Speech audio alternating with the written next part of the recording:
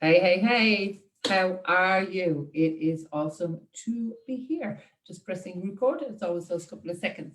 So, going along with our promise of the 6 core elements of successful marketing. So, this is number 5. So, if you haven't seen the other ones, I have a bit of lipstick on my hand.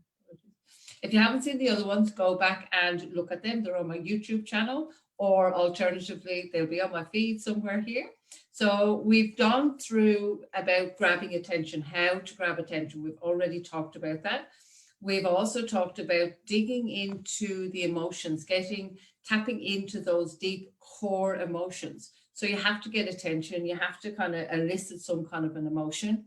Then number 3 was about a visual bias, and we went through some of that in the last one. And then yesterday we talked about being the me-centricity of it and how important it is to be me-centric to your client. So it's not about you, it's not the WIFM, the what's in it for me factor for you, it's the what's in it for me factor for your ideal client or your target market or avatar or whatever word you want to put on that. So when we have all those things in place, then it's really important. We're talking about decision brain. The decision brain is the hindbrain, the reptilian brain.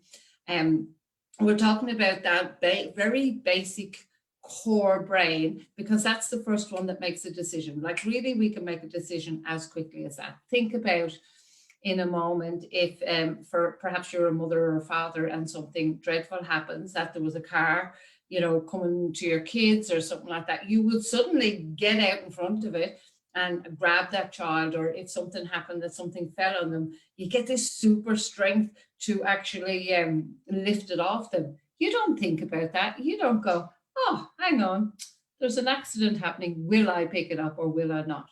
It's an automatic response. So when I'm talking decision brain, that's what I'm talking about. And we can utilize it in marketing to ensure that we are targeting our audience in a way, obviously ethically and helpfully, in a way that we know we can help them, but they can't see you if you can't talk their language and tell them that they can be helped by you, that you have the solution. So I want to cover 3 parts in this step number 5. And number 1 is that decision brain is not logically. It's not logic. It's not a rational brain. You can't reason with it. It's, as I've just said, it's very much a split decision. It doesn't take into consideration complexities. It's a yes, no, that's it.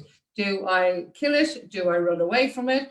Or do I mate with it to procreate? That's probably the only decisions it makes. So there's no gray areas in the decision brain. So contrast is a really good way to show it's either this or this. And I'll show you a couple of examples in a moment. So number 1 is not logical or rational. Number 2, it loves simplicity.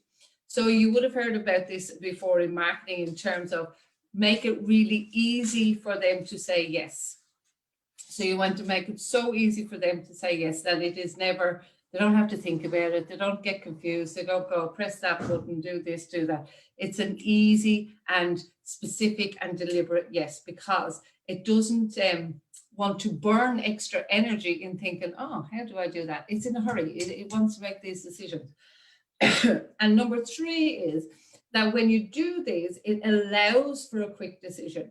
So it's, I like to say it using the KISS method. I'm not the only person to use that, but keeping it very simple and easy for your ideal client. When you've grabbed their attention, you've got their emotion, you've tapped into it, you've shown them a picture or maybe a video, it's all about them. And then you come along and you show the contrast, which I'm going to show you a couple of examples for right now. So let me share my screen.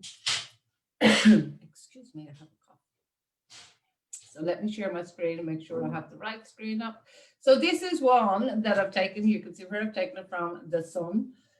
But it's a really clear, easy picture to see. Straight away, you can see bald to hair. So if somebody that has baldness as an issue and they need to, excuse me, my goodness, I'm tickling in my throat.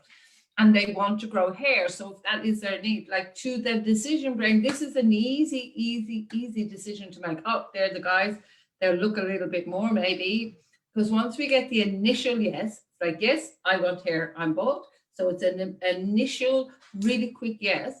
Then they may look for more, but they're looking for the confirmation. So they go, yeah, that's it. Yeah, it's this. Yes, it's in my price range. Yes, yes, yes. But if you get that initial no of, no, I don't have balding as an issue, I don't want that, they won't even go any further. So it's yes or no is that initial answer that we want to trigger. And that's what we're talking about with the decision brain. Another example here I have is weight loss. Excuse me. So weight loss is a great example because again, it's very visual. You can see it. Remember, we talked the other day about a visual bias. I don't have to think a lot of what does this picture mean? I don't have to burn my brain cells. The decision brain doesn't have to go. So if you are somebody that has weight as an issue and you want to lose weight, well, this is an easy decision. This the initial yes answer. You go, oh, yeah, that's me. That's what they want. Then they go and they escalate through the other parts of the brain, the reasoning brain and everything, and they confirm and get more of a yes, yes, yes, yes, yes. But if you can't get a yes in that decision primary initial brain, then going up to the other levels, you're never going to get a yes. There's no point in you writing all of the other stuff to convince somebody to buy from you if you haven't triggered that original brain.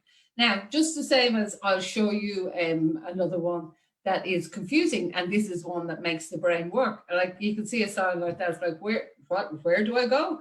I don't know. So it has to start thinking. So it's much easier for the decision brain to go, no, that is no, that I'm not even going to try and work that out. I haven't got time because it's burning too much of the brain cells. So I hope that this makes sense for you, because these are the kind of things that we bring into our membership, for example. So we're talking this week in our membership all about how to bring your course online and how to keep people engaged and entertained. And it really goes into this marketing. Marketing is everything you do before a sale. And once you get the people in there, it's keeping these things on an emotional level, it's keeping their attention, it's talking about them. It all comes into it on all levels of marketing and content delivery. So I trust that this has been of use to you. Put some comments below, whether it's YouTube or Facebook, you see this, and we will get back and answer any questions that you have around the 6 core elements of successful marketing. So for now, it's bye from me.